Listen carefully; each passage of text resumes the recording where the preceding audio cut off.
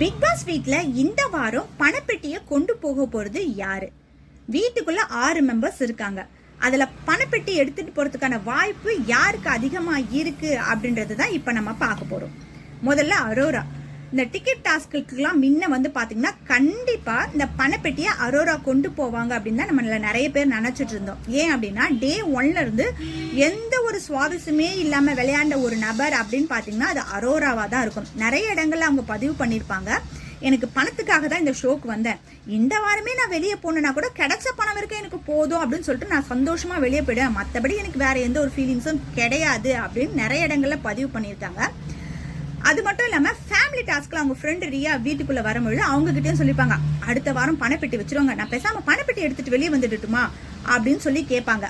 அப்ப அவங்க ஃப்ரெண்டு ரியா திட்டுவாங்க, அது மாதிரிலாம் பண்ணிடாதடி, கடைசி வரைக்கும் நின்று விளையாடு, உனக்கு கிடைச்ச இந்த ஆப்பர்ச்சுனிட்டியை மிஸ் பண்ணிடாத அப்படின்னு சொல்லிட்டு திட்டிட்டு போயிருப்பாங்க. ஆனா இப்போ அரோரா டிக்கெட் டாஸ்க வென்றுட்டாங்க, அவங்க ஜெயிச்சுட்டாங்க, ஃபைனலிஸ்டா அவங்க தான் ஃபர்ஸ்ட் ஆயிருக்காங்க அப்படின்னும் கண்டிப்பா பணப்பெட்டி எடுக்கிறதுக்கான வாய்ப்பு அவங்களுக்கு இருக்காது. சப்போஸ் அவங்க பணப்பெட்டி எடுத்துட்டாங்க அப்படின்னா நெகட்டிவான பேச்சுகள் நிறைய வரும், இவ்வளோ கஷ்டப்பட்டு ஜெயிச்சு இந்த பொண்ணு வெறும் பணத்துக்காக போகுது பாத்தியா அப்படின்னு நினைப்பாங்க. அப்படின்றதுக்காகவே கண்டிப்பா அவங்க பணப்பெட்டி எடுக்கிறதுக்கான வாய்ப்பு இருக்காது.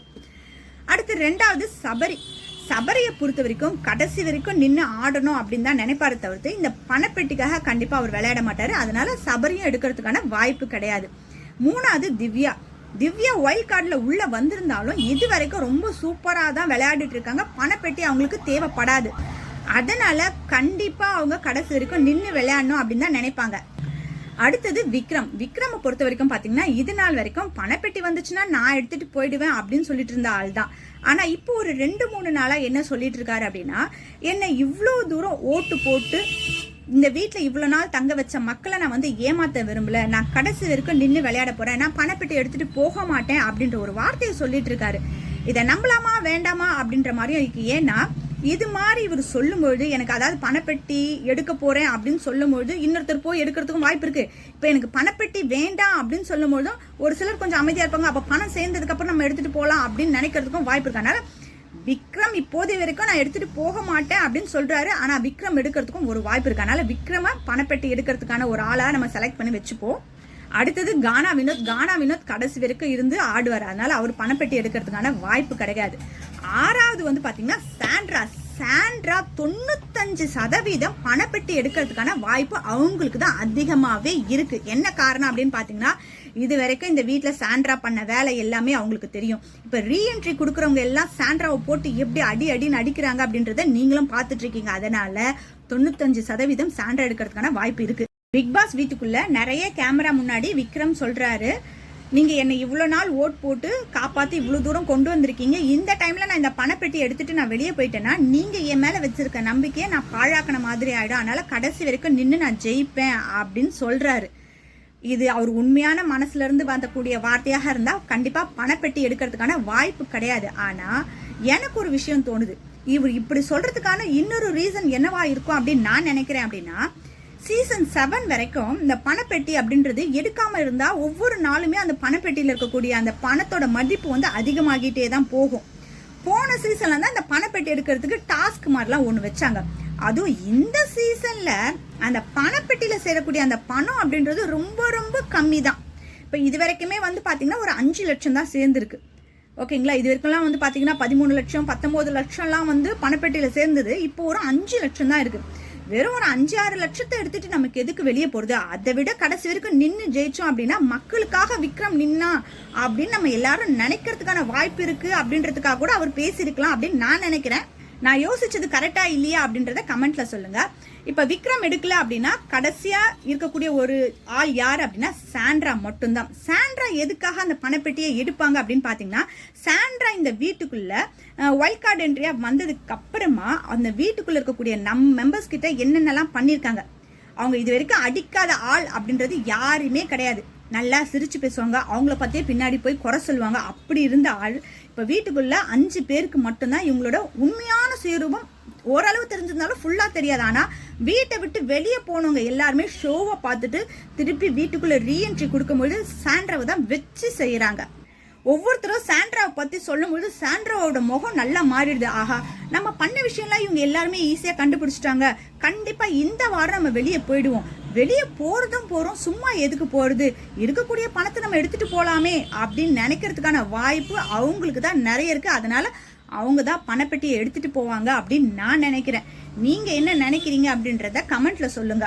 பிக் பாஸ் வீட்டுக்குள்ள ரீஎன்ட்ரி கொடுத்தவங்கள ரொம்ப பெஸ்டா பர்ஃபார்ம் பண்ணிட்டு இருக்கிறது யாரு அப்படின்னு பாத்தீங்கன்னா வியானா அப்படின்னு தான் நான் சொல்வேன். ஏன்னா டே 1 அன்னைக்கு உள்ள வரும்போது ரீஎன்ட்ரி கொடுத்து உள்ள வரும்போது நான் கியூட்டா இருக்கேன், டான்ஸ் ஆடுறேன் அப்படின்லாம் பண்ணிட்டு இருந்தாங்க. ஆனா அதுக்கப்புறமா பிக் பாஸை வெளியே இருந்து பார்த்துட்டு உள்ள வந்தவங்க யார் யார எந்தெந்த இடத்துல கேள்வி கேட்டா லாக் ஆகி அமைதியா இருப்பாங்க அப்படின்றத கரெக்டா தெரிஞ்சுக்கிட்டு அந்தந்த இடத்துல அவங்கவுங்கள கேட்கக்கூடிய கேள்வியால எல்லாருமே திணறிட்டு தான் இருக்காங்க.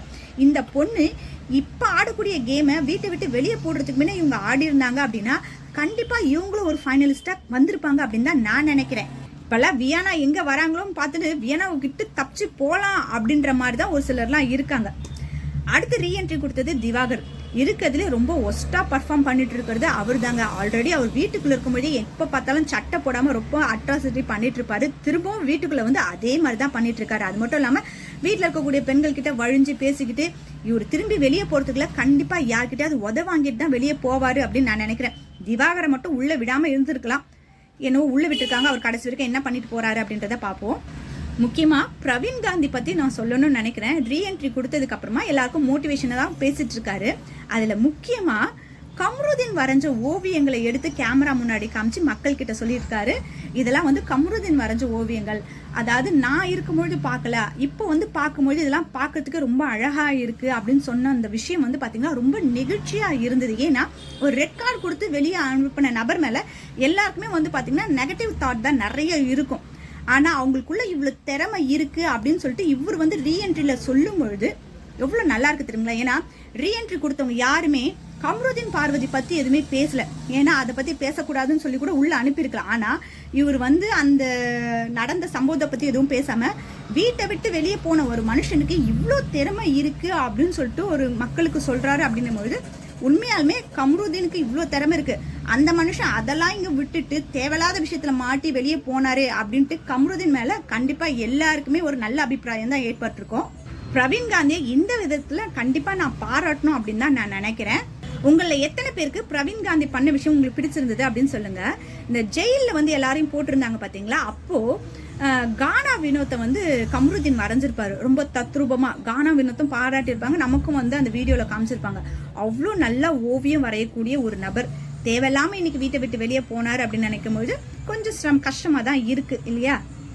உங்கள எத்தனை பேரு கம்ருதீன் பிக் பாஸ் வீட்டுல வரைஞ்ச ஓவியங்கள் எல்லாம் பார்த்திருக்கீங்க, எப்படி இருந்தது அப்படின்றத கமெண்ட்ல சொல்லுங்க.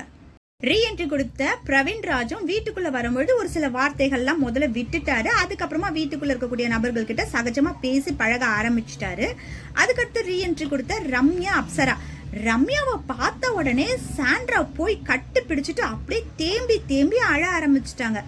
ரம்யா மனசுக்குள்ள என்ன தெரியுங்களா நினைச்சிருப்பாங்க, நான் வீட்டை விட்டு போகும்போதும் நீ இப்படிதான் தேம்பி தேம்பி அழுத, எனக்கு ஒரு நல்ல ஃப்ரெண்ட் இங்க விட்டுட்டு போறோமே அப்படின்னு நினைச்சுதான் நான் வெளியே போய் ஷோவை பார்த்ததுக்கு அப்புறமா தான் தெரிஞ்சது எந்தெந்த இடத்துலலாம் நீ என் காலை வாரி விட்ட அப்படின்ட்டு இப்ப என்னோட வெளிப்படையான கோவத்தை கூட காட்ட முடியாம இருக்கேன்.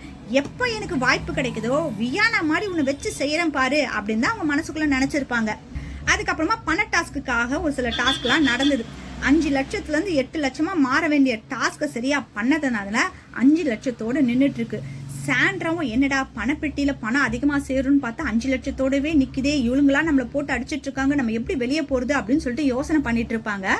இதுக்கு நடுவுல வச்சாரு பாருங்க ஒரு பிக் பாஸ் ஒரு டாஸ்க். என்ன அப்படின்னா ரீஎன்ட்ரி கொடுத்தவங்க எல்லாருமே பிக் பாஸ் வீட்டுக்குள்ள ஒவ்வொரு மெமரிஸ்ன்னு இருக்கும்.